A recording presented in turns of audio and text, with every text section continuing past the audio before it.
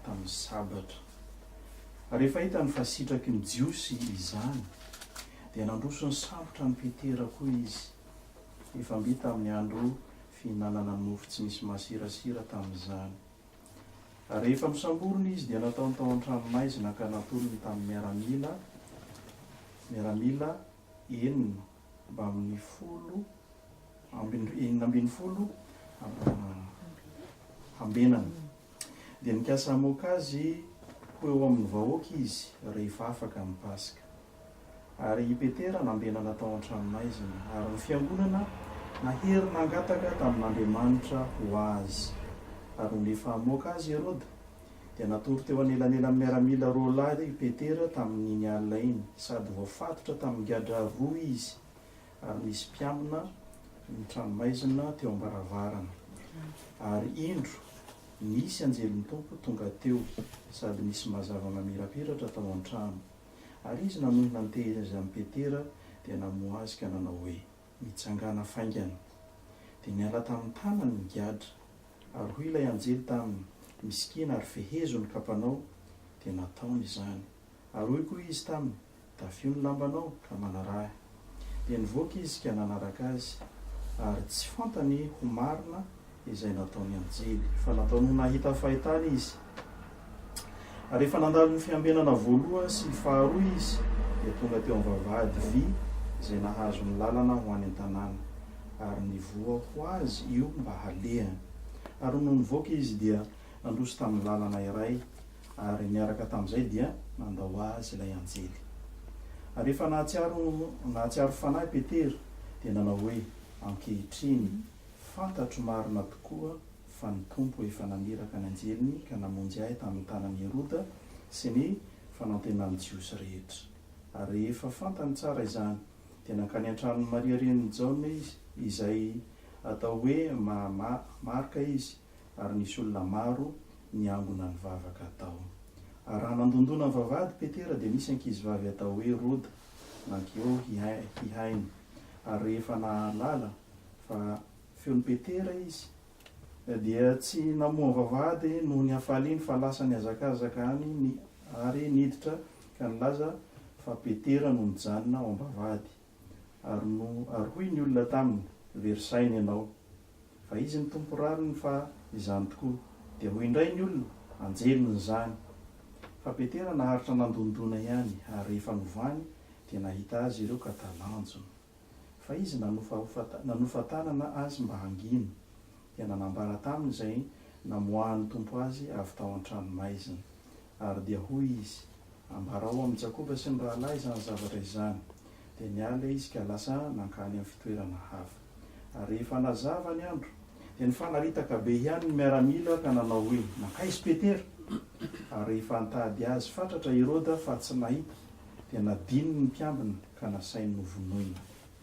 Ary Herôda nidina niala tany Jodia hankany Kaisaria ka nitoetra tany. Ary Herôda tezitra loatra tamin'ny Tiriana sy ny Sidoniana fa niraisaina kosa ireo ka nankany aminy. Ary rehefa nahazo any Blasto mpitandrina ny trano mpitandrina ny trano fandriam-panjaka ho sakaizana dia nangataka fihavanana satria ny tany nivelona tamin'ny tanin'ny Herôda.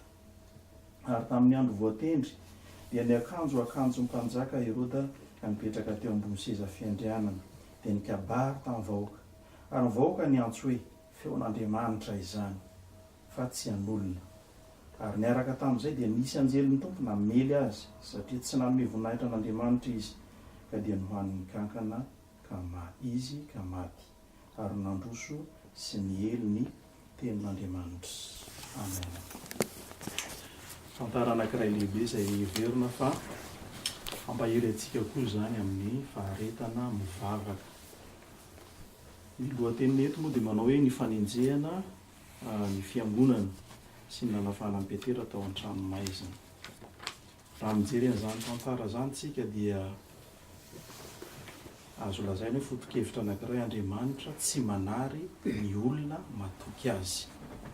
Araka ny toky efa nomendra alohan'ny hialany sy handaozan'ny mpianatra ny amin'ny hoe indro aho momba anareo mandrakariva ambara-batonga ny fahataperan'izao tontolo izao. Izany teny izany dia teny nataon'i Jesosy, fa tsy teny nampitain'ny mpianatra toy ny fampitain'ny mpianatra ny fampianarana nataon'i Jesosy. Samy hafa ny atao hoe teny miampita ary hafa ny atao hoe teny mivantana izay nataon'i Jesosy. Amin'ny momba anareo aho. Ary eto Petera izay nitoro ny filazantsara, nanambara ny filazantsara dia nahazo ny fanenjehana. Ary dia araka ny hitantsika eto dia hoe faly ny olona nahita ny zavatra nataon'ny Herodam-panjaka amin'ny famonoana ny Jiosy dia nindroso izy ka nisambotra amin'ny Petera koa dia ampidirina amponja koa Petera fa ho vonoina koa mba hampalaza azy. Ary ny olona faly eto dia tsy mba ny Grika na ny Rômanina ny faly fa ny Jiosy.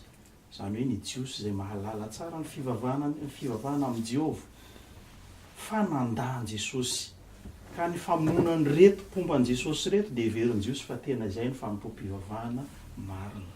Ka dia faly izy ireo dia mba noho ny fireharehana dia lasa koa moa Herodam-panjaka hoe sambory Petera ampidirina an-tranomaizina.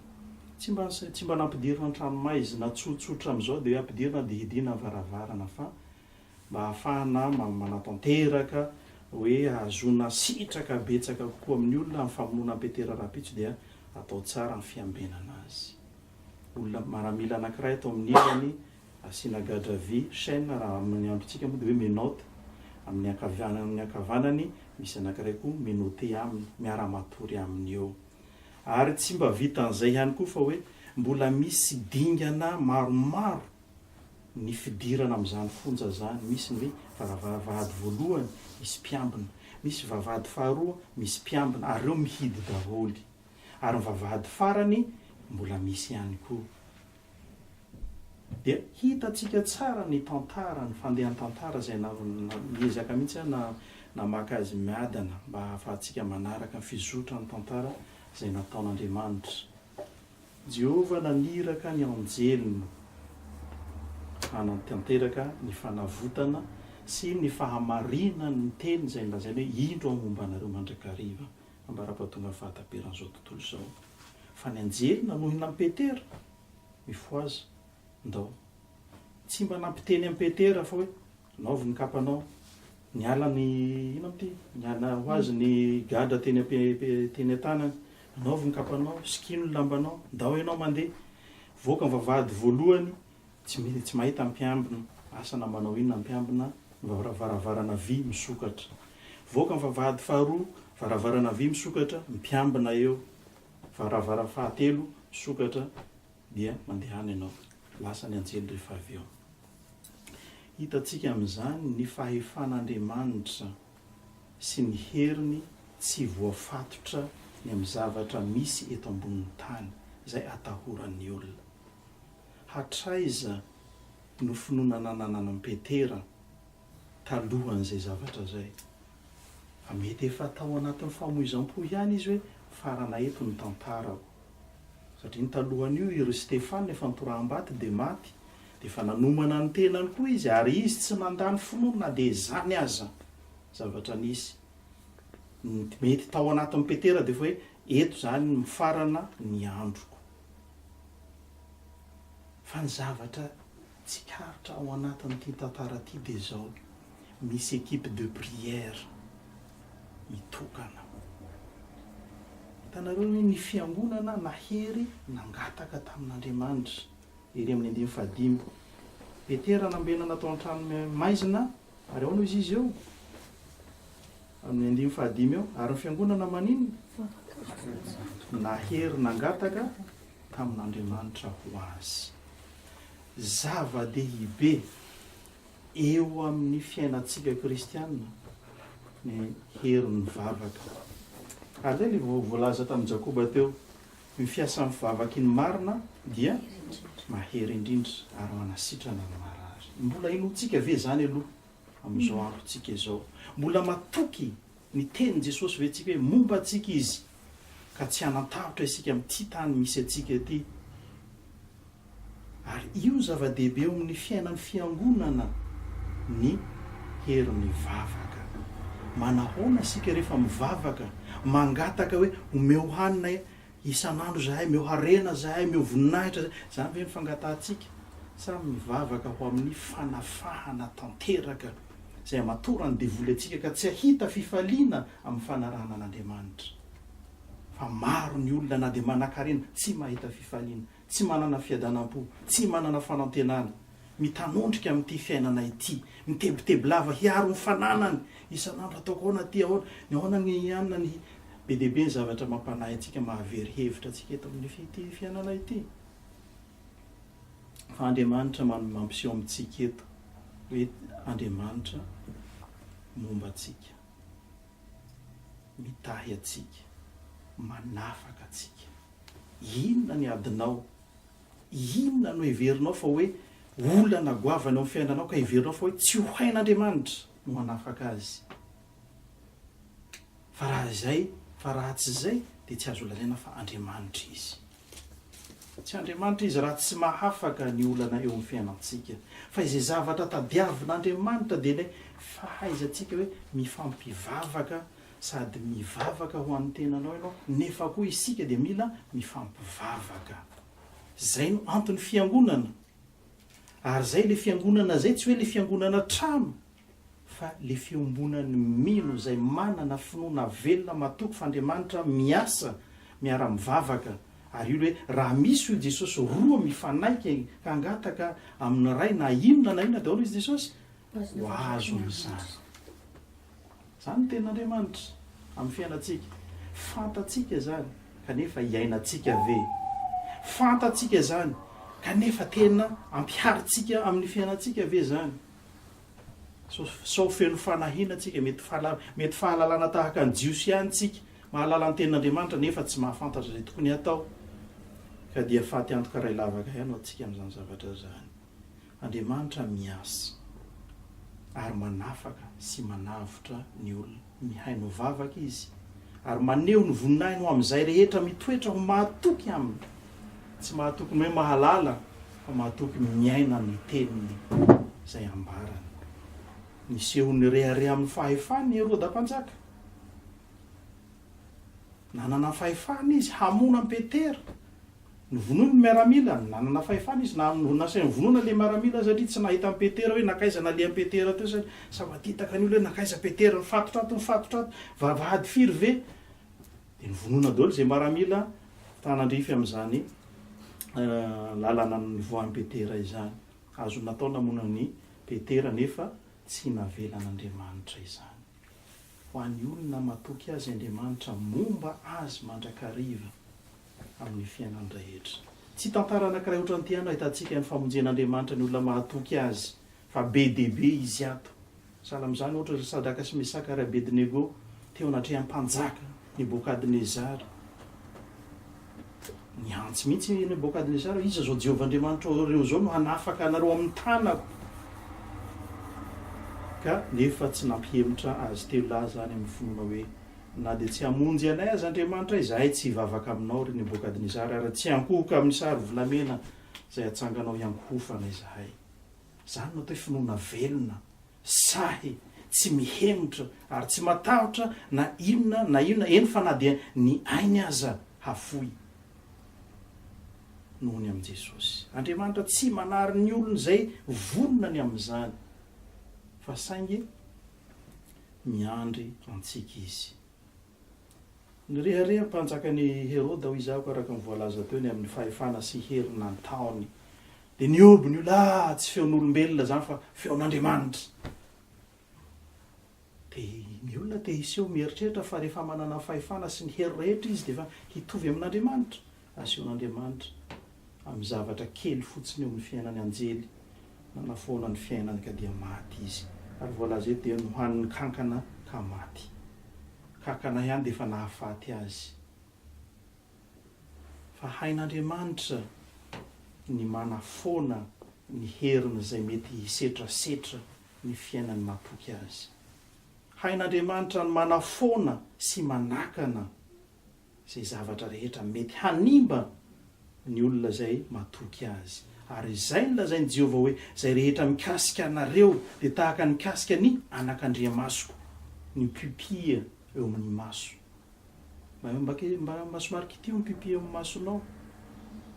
Fa avy hatrany ianao dia tsy maintsy hanao réaction ianao amin'ny zavatra amin'ny fiainanao ary tsisy olona avelanao hikasika ny masonao zany mihitsy. Fa izay olona mikasika antsika dia tahaka hoy Jehovah tahaka mikasika ny voamasoko. Dikan'izany ianao zany tsara fiarovana, tsara fiantohana ary tsara ny hoavy manana fanantenana ny amin'ny hoavy. Ka isika izay mivavaka dia tsy mivavabava foana. Isika izay mivorona amin'i Jesosy tsy mivorovoro foana fa manana Andriamanitra velona miasa. Io Andriamanitra miasa amin'ny andro mipetera io mbola miasa koa amin'ny androntsika ankehitriny. Ary mbola miasa izy ho an'izay matoky azy. Ho an'izay tsy mino moa dia efa inona moa no ataon'Andriamanitra? Tsy maintsy mangina izy. Fa ho an'izay matoky azy kosa dia ho Jehovah hoe ianareo dia ho hitanareo tsy fitovianareo amin'izay manompo ahy marina sy izay tsy manompo ahy. Koa zava-dehibe eo amintsika ity tantara anankiray izay voalazan'ny asan'ny apôstôly ity. Izay atao hoe fiandohan'ny fiangonana. Ny andro voalaza eto moa dia andro mialohan'ny Pasika. Efa fiomanana amin'ny andro firavoravona. Tsika koa anatin'ny andro firavoravona manomboka an'ity fotoana ity. Ka tena zava-dehibe eo amintsika ny zavatra hoentiny ny tenin'Andriamanitra ho antsika hoe manahoana fahafantarantsika tokoa ny lanjan'ny fitiavan'Andriamanitra antsika na ny loran'ny zanany. Fa ho amin'izany rehetrarehetra zany ho amin'ny fanavotany sy amin'ny fitantanany sy amin'ny fitahiny sy fombany antsika manontolo na ny loran'ny zanany. Fa raha tsy izay dia matimaty foana Kristy. Tsisy antony nidinany ety ho faty raha ohatra ka tsy hamonjy ny olona izy izay matoky azy. Ko raha momba antsika tahaka an'izany Andriamanitra, inona no atahorantsika? Raha momba antsika tahaka an'izany Andriamanitra, iza no hangovita antsika? Raha momba antsika tahaka an'izany Andriamanitra, manahoana fomba entintsika haneho izany fitiavany antsika zany eo amin'ny fiainantsika rehetra manontolo. Fanoloran-tenantsika, fahafoizantsika ho amin'ny asany. Ary hitanareo tsara ny famaranana ny teksta amin'ny 4:24 teo dia hoe ary nandroso sy ny ely ny tenin'Andriamanitra. Raha tena miaina ny tenin'Andriamanitra isika, izany no atao fitoriana filazantsara feno, miely ny filazantsara. Ary mandroso ny fampelezana ny filazantsara. Ary izay ny tadiavin'Andriamanitra ao amin'ny fiainantsika zany. Ka dia ingana isika mianakavy izay manao antisely de prière ity dia tahaka an'ireto fiangonana kely, tsy fiangonana goavany fa mitovy amintsika zao koa angamba ny zareo reo tamin'ny voalohany satria tamin'ny andro miasan'ny apôstôly zany mbola tsy nisy fiangonana akory aza, tsy mbola nisy tempoly voaorona fa mbola ny an-trano tahaka an'izao natao tamin'izany. Nefa nahery mivavaka izy. Ary zany hery mivavaka zany nahitana ny famonjen'Andriamanitra. Ingana isika ka hanao tahaka an'izay nataon'ny fiangonana taloha, ho feno fiainam-bavaka ary hatoky an'Andriamanitra amin'ny zavatra rehetra, ka tsy hanan-tavitra amin'ity fiainana ity fa hatoky f'Andriamanitra velona, Andriamanitra ivavahantsika. Ho azo ny voninahitra izay hatramin'ny taloha indrindra ka ho mandrakizay. Amen. Vavaka isika. Misaotra anao zahay Tompo noho ny teninao izay mampahery anay, fantatray fa velona ianao ary velona ho anay ianao, manolotra ny tenanao ho anay ianao Jesosy fa tsy matimaty foana. Hitanao nefa ny fahakeleza ny finoanay, hitanao nefa ny tahotray, tsy manana fahasahiana izahay na dia nijoro vavolombelonao azy, mbola miafinafina, mbola menatra, matahotra. Fa nahy mahery sy fitiavana nomenao anay, koa aoka ianao fanahy masina no hitari-dalana anay amin'ny zavatra rehetra. Manana anay fahatokiana fa Andriamanitra mahery ianao izay monina ao anatinay, fa nanao ataonao tempolinao izahay ary nataonao trano fonenanao ny fiainanay tsirairay avy. dia ampianaro zahay mahery ary indrindra koa hatoky fa velona ny Andriamanitra izay vavahanay ary miasa ianao ary mbola miasa mandraka ankehitriny. Miaonay izany finoana izany mba hananay fitokisana ka tsy ho very hevitra ny amin'ity fiainanay ity zahay na mandalo zavatra sarotra na fizahan-toetra na fanakanana na faninjehana dia tsy hisy ampihemotra anay amin'ny fitiavanao izany Jesosy. Fa hatoky izahay fa Andriamanitra mitsinjo ny fiainanay ianao, manafaka anay ianao amin'izay mety manahirana anay. Ampianaro koa izahay mba hanana fo tahaka ny fiangonana tamin'ny voalohany, fiangonana izay mahery mivavaka ao anatin'ny fifankatiavana, fo mahery mivavaka ao anatin'ny firahalahiana tsy miantsara velatsia, fo mahery mivavaka feno fanantenana sy fahatokiana fa hamaly ianao araka ny teny rehetra izay fanomenao. Dia hitondra fitahiana ho an'ny maro, ho an'ny firenena, ho an'ny fiangonanao ny fiarahanay tahaka an'izao. Mahatoky izay fa Andriamanitra velona ianao dia mitahianay tsiraray avy ary mambanay tanterao aminay hatrany tompo ny teny fikasanao rehetra ary meonay ny fahatokiana ireny teninao ireny mba hamelombelona ny fananay mba hanananay fanantenana amin'ny farany. Amin'ny anaranao mahavony Jesosy, nanaovanay sy angatanay izany vavaka izany. Amen.